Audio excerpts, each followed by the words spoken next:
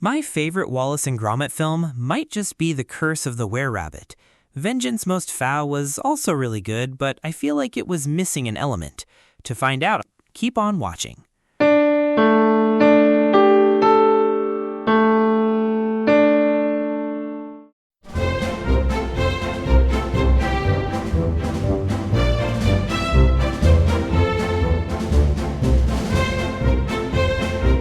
Hello and welcome to another review by TP Trailers.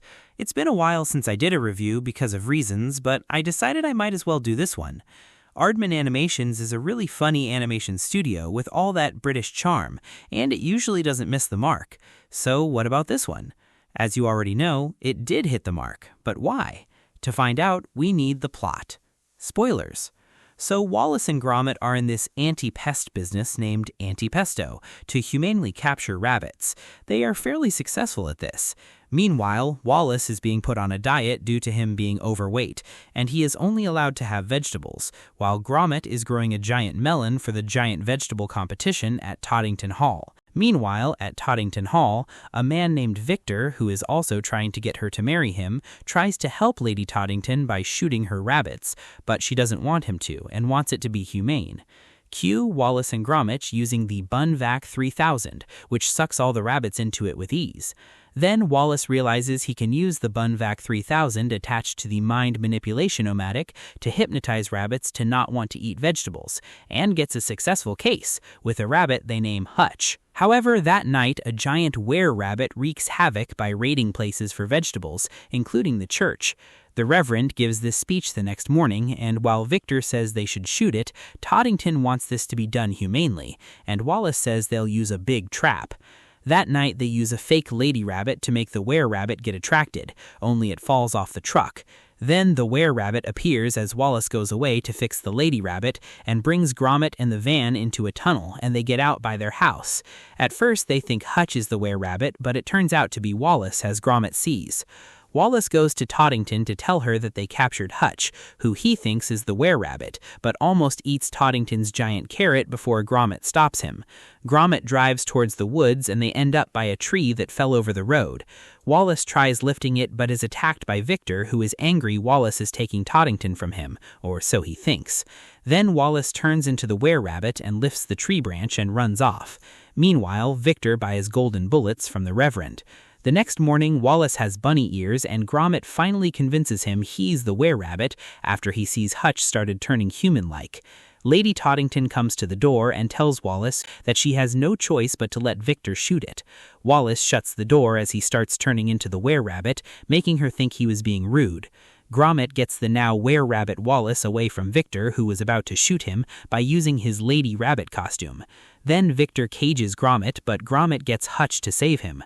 They go to the giant vegetable competition where Victor nearly shoots the were-rabbit, but gets distracted by Gromit, who just arrived. As the were-rabbit takes Toddington and reveals who he is, Gromit and Victor's dog Philip have an airplane fight with those rides. Then Victor, who reveals he knew it was Wallace and now is on bad terms with Toddington, attempts to use her golden carrot as a bullet and to shoot Wallace, but Gromit saves Wallace by flying his plane in the direction of the bullet. He and Wallace fall into a cheese tent and Wallace turns back to normal, while Victor, now dressed as the lady rabbit, is chased out of town by the angry mob. Soon after, they all have a ceremony at her hall, where now it is a haven for all bunnies. So that's the film. How was it? It was amazing.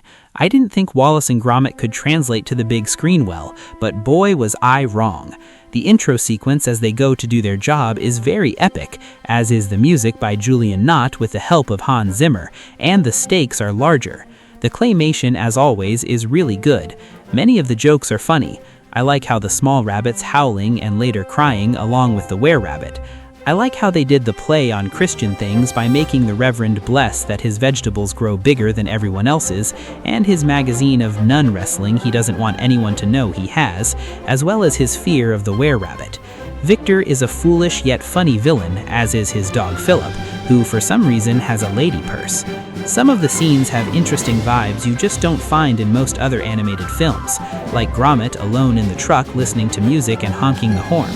There are good emotional stakes too, like Gromit being captured by Victor and willing to do anything to save his best friend. And of course, we can't go without mentioning Hutch. Hutch is the best character probably, as he quotes things Wallace says out of context and doesn't seem to be aware of his surroundings. And finally, the inventions. From the Bunvac 3000, the garden security systems, the mind manipulation-o-matic, to the getting to work system, all really had a very cool steampunk design. And that's the whole thing I really like about Wallace and Gromit. And finally, the whole thing has its British charm. Because of these amazing choices they went with, it would be a lie to go with anything else but 10 out of 10. It 100% deserves it. So why don't I like Vengeance Most Foul as much? Probably because it felt a lot more like a long short film, which while also great is not the epic feeling you get from this one. Anyways, that's me at TP Trailers, and if you don't agree, bash me in the comments. Till then, see ya!